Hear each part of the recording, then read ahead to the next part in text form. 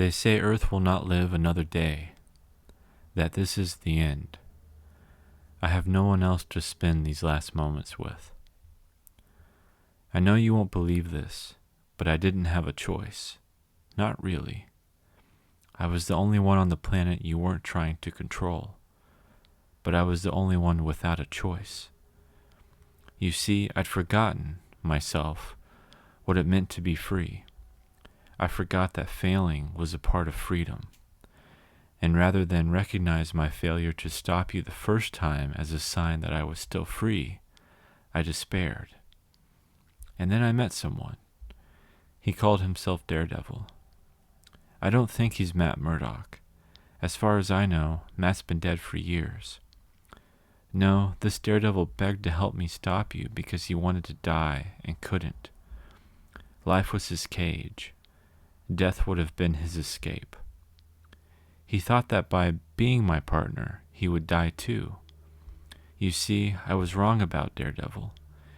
He was fighting for freedom. And this reminded me that my definition of freedom was too narrow. I needed to change. I needed to fail. I hadn't before. I needed to become free of even my staunch morality. I needed to be free from the trappings of what other men expected me to be. From people who remembered me from World War II. From people who thought I should be fighting the current administration. I think you should know my name. It's Steve Rogers. One of us should know the other's name. I don't believe in unknown soldiers, and I don't believe that you should be known only as the Skull. Those familiar with my history would be horrified if I referred to you as James, but I need to be free of them as well. That's why I'm burying you. That's why I'm honoring you. I'm somewhere around 100 years old now. I've seen more history than I'd ever dreamed or hoped I would. Some good, a lot of it was bad.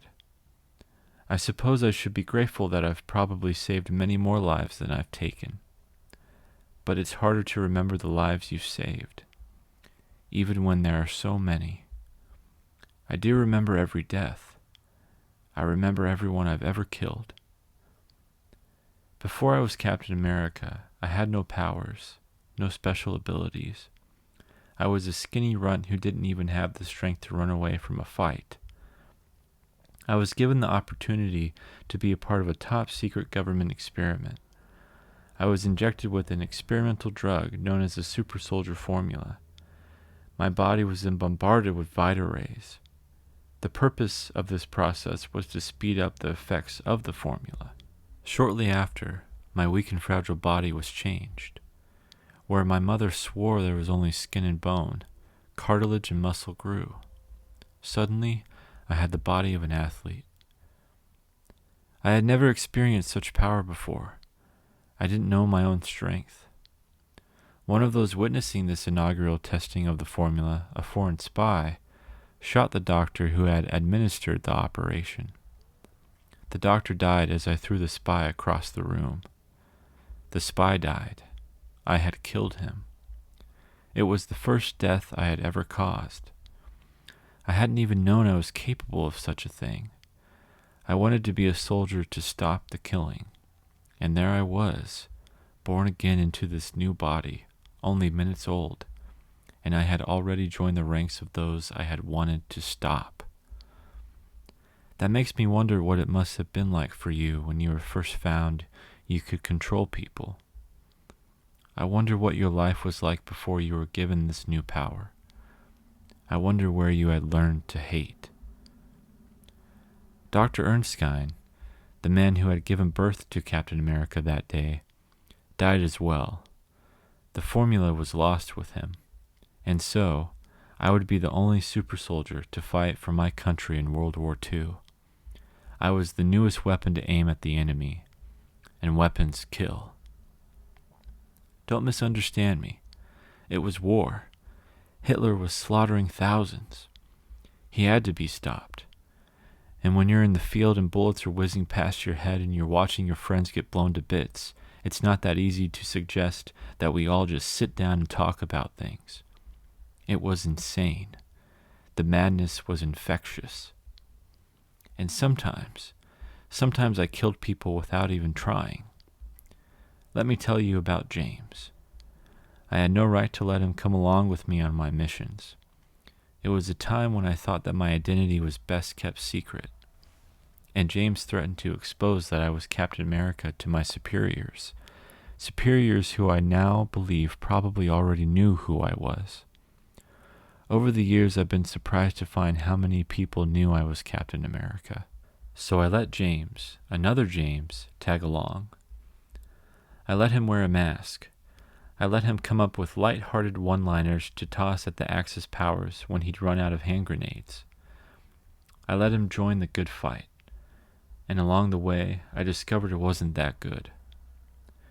James was killed on the same mission that took me out of the war. It would be easy to blame the Axis powers for his death, but I brought him along. I let him get into the situation that killed him. I as good as pulled the trigger. He didn't belong there fighting alongside a super soldier, just as you didn't belong here. He was about your age when he died. Once I threw myself into a barrage of Nazi soldiers. They opened fire on me. Their bullets bounced off my shield and ricocheted back into their ranks. Not all of them died right away. One boy coughed and smiled. I didn't understand why he was smiling. He had black hair, brown eyes, and an acne problem. Not at all the picture of a good Nazi soldier. Yet there he was, fighting to expand a nation around the world. A nation that could have one day turned on him for not living up to the Aryan ideal. He looked up into my eyes and saw my blonde brows above my blue eyes. He smiled again with bloodied lips. He was defeated by the very ideal he'd been fighting for. I knew then that soldiers weren't really allowed to fight. We were given the freedom to shoot the enemy. We were given the freedom to die, but not to fight. Fighting isn't merely a physical phenomenon. This fight between us, James, was never about bone and blood.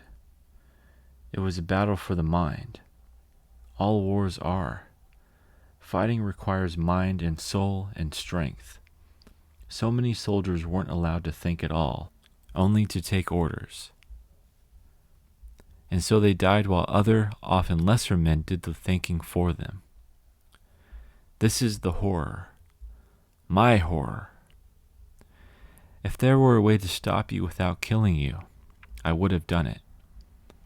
But when I was young and without power, I believed that a soldier's duty was to fight. I was wrong. Maybe that's what some authorities and leaders would have us believe. But a soldier's duty is to stop the war, to end it. And until the war is over, no true soldier can rest.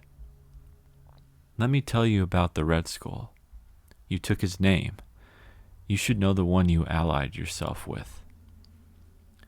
It's been said that at first, the Nazis killed the Jews because they hated them, and that later, they hated the Jews because they killed them. That's the summation of the Red Skull's reason for hating life. War makes us hate. It makes us hate everything, including ourselves. And because we can't live for long hating ourselves, we begin to hate others because of what they let us do to them. The Red Skull was born Johann Schmidt, John Smith. He and I could have been brothers. We both came from poverty. We both suffered rejection because we lacked strength and power. And we're both chosen to become more than what we were. But Johann was born into hatred as well as poverty. I wasn't. My family cared for me. And though we had little as far as money goes, we were happy. And that, perhaps, is the only difference between myself and the Red Skull, or between me and you. Where I was born, to whom I was born, determined what I would become. The same went for the skull. Don't you see? There is no freedom in that. If we are born into hatred, we become hatred. If we are born into strife, strife becomes our life. Were it not for the doctor who delivered him, Johann would have been murdered only minutes after being born by his own father. Johann's father, Hermann Schmidt, an alcoholic, blamed the child for the death of its mother. Johann's father killed himself the next day. The doctor took Johann to an orphanage where he remained until the age of 7. 7 years is the age of reason, some say. For Johann, it was the age of madness. He took to the streets. What his begging failed to provide, he stole. The nights not spent under the blanket of the cold German skies were spent in prison for various petty crimes. As a young man, Johann went to work for a shopkeeper, a Jewish businessman whose daughter was perhaps the only person who had ever showed Johann any kindness at all. But when she denied his affections, he rewarded her past kindness by killing her. This was Johann's first murder. It was his first moment of happiness. It is hard to be fair, especially when speaking of the man who would one day become the Red Skull. This senseless act was, of course, terribly evil and motivated by the pain of rejection, a pain Johann swore he would never feel again, a pain that was the measure of his humanity. As a bellboy in a Germany rife with rumors of war, Johann was given the honor of serving refreshments to certain members of the growing ranks of the Third Reich, including Adolf Hitler. Hitler saw something of himself in the young man and took it upon himself to mentor the bellhop. He gave the boy a mask the color of blood. The Red Skull was born. The Skull commanded many covert operations for Hitler, operations that required both the absence of mercy and a vindictive joy of killing. Secret bases all over the world were funded by the Reich for the Skull's purposes. The Skull's subversive missions in the U.S. were so costly that the United States created a soldier to stop him. Me. Captain America. In time, the Skull actually had his brain transplanted into a clone of my own body, as ludicrous as that may sound.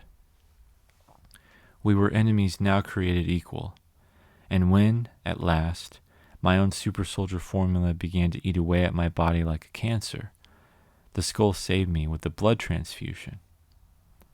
Why would he save me? Why rescue from death the very man he hated more than life itself? I think the Skull, at last, believed he'd found a way to defeat me. There was now something inside Captain America that was also the Skull's. And though I killed him, in the end he died believing that his hatred still flowed in my veins, that his hatred was a part of Captain America. The Skull died thinking he had made me something I already was. When I became Captain America, I killed a man almost instantly because I had the power to do so. I hadn't had the power before that. I killed you because I was too weak to save you. If there had been a way to make you stop, to control you the way you had controlled your followers, it still would have meant nothing. I could never have changed your heart. I'm not that strong. For a while, I fooled myself into believing that people would see what I did when I was a hero and want to do the same. They didn't. I fought to make them free. Instead, they depended on me more and more to keep them safe. And more they depended on me to remind them what America was. It was like they gave me control of their national identity. Then you took control, and neither situation was right. I'm an old man. You were a boy, James.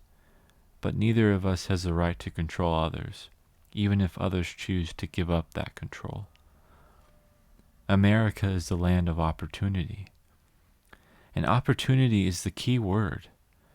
because there is within this nation the opportunity to better ourselves, to rise above our humble beginnings, no matter what they may be.